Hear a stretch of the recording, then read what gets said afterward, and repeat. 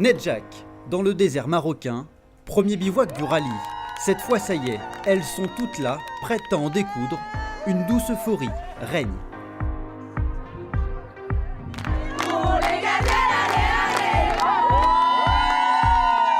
Ça y est, on réalise là, on est surexcités, on a trop hâte d'y aller, on a hâte de se tester là sur le prologue. Trop bien, trop excitée, j'ai les larmes aux yeux. J'arrive pas à y croire qu'on est là. Il y a un peu d'appréhension, mais je suis contente, ouais. Ouais, franchement, ouais, ça va être une super aventure, on a vraiment de la chance. Faut toujours aller au bout de ses rêves. Et là, on est en train de le vivre, notre rêve. Oui, ça commence très bien. Les lions en cage qu'on lâche là, dans pas longtemps, commence à trépigner. L'heure du départ du prologue approche et petit à petit, le relâchement fait place au sérieux. Ne rien oublier, bien étudier les cartes et les reliefs. 1 centimètre, c'est 1 kilomètre, donc voilà, Un petit 1 décalage, millimètre de décalage, c'est 100 mètres, et en fonction du terrain, sur 100 mètres, on peut ne pas voir les balises.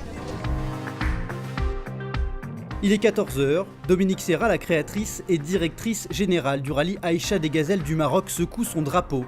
C'est parti pour le prologue, 50 km environ, parfait pour mieux connaître sa voiture. 3 balises à trouver, la première est toujours un grand moment. We were really pleased when we saw the first flag. We actually think the prologue is excellent. It's a good practice for us. We did get stuck in the sand. We decided to come round. So it's been a brilliant learning experience. Merci monsieur, merci. On a notre première étiquette, on est trop contente. C'est cool. Prochain épisode maintenant.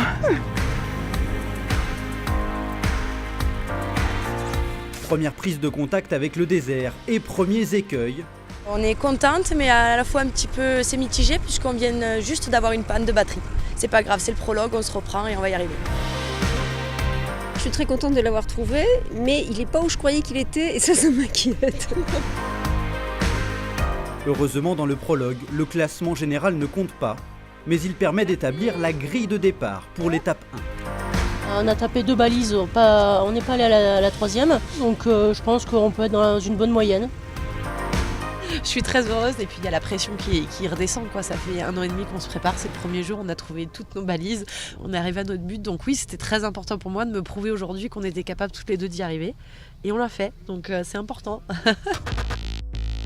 314 gazelles réparties dans 157 équipages partent donc à l'assaut du désert. Des aventurières essentiellement débutantes, 78% d'entre elles participent pour la première fois à la compétition. Néanmoins, le rallye Aïcha des Gazelles du Maroc rassemble ses fidèles, puisque 70 gazelles se partagent 222 participations, dont 19 pour la plus expérimentée. La plus jeune gazelle a 23 ans, la plus ancienne 71. 5 catégories différentes cette année sont représentées. Il y a bien sûr la catégorie reine, les 4x4 camions. 126 équipages se disputeront la victoire. 8 crossovers prennent le départ de cette 29e édition. Moins franchisseurs que les 4x4, ces véhicules bénéficient d'un parcours adapté. Les SSV et les quads sont réunis dans une même catégorie. 13 binômes s'élancent pour succéder à la championne Betty Craft, toujours présente. Il y a enfin les véhicules électriques, 8 équipages dans la catégorie e-Gazelle Auto Vinci Immobilier, auxquels il faut ajouter 2 buggy prototypes. Ces véhicules électriques sont partis de la principauté de Monaco, car les e-Gazelle Vinci Immobilier bénéficient du soutien de la fondation Prince Albert II de Monaco.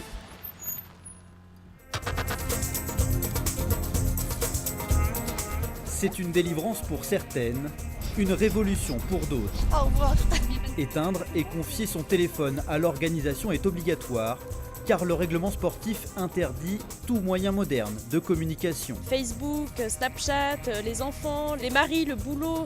Faut qu'on se déconnecte un petit peu de tout ça là. Et puis ça nous permet à nous, en tant que femmes ici, de penser uniquement à nous, quoi, à rien d'autre. Ça y est, c'est éteint. Ça y est, c'est fini.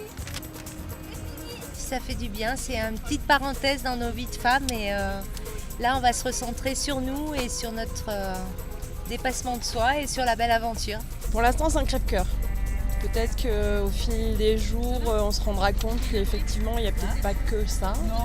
Et que ça nous permettra aussi de se concentrer aussi sur la course. Les gazelles sont donc pour les 9 prochains jours coupées du monde, ou presque, car vous pouvez leur écrire sur le site officiel de l'épreuve.